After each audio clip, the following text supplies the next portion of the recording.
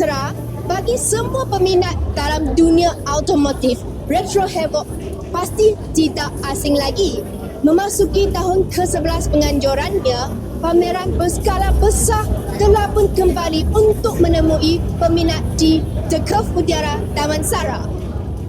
Tarikan utama tahun ini adalah penyertaan peserta dari luar negara termasuk Thailand, Singapura dan Indonesia.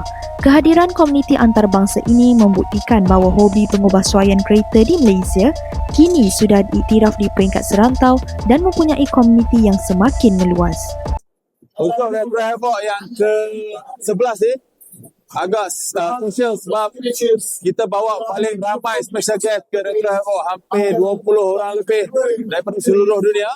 Dan kita juga bawa kereta daripada Japan, daripada Thailand dan beberapa kereta lain lagi lah yang kita sendiri buat special collaboration dengan jenama-jenama besar daripada Japan dan juga beberapa negara lain untuk siapkan kereta-kereta projek baru yang mana kita launching kat Retro Havoc sahaja. Event ini dapat memberi peluang kepada peminat-peminat motorsport untuk mengalami sendiri macam mana berjumpa ataupun lihat sendiri kereta-kereta yang dibawa khas daripada negara Jepun, daripada negara Thailand.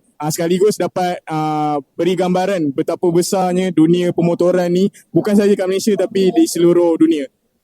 Penganjuran edisi ke-11 ini telah menunjukkan bahawa minat terhadap kereta retro tidak pernah pudar. Malah telah menjadi satu industri kecil yang semakin berkembang pesat.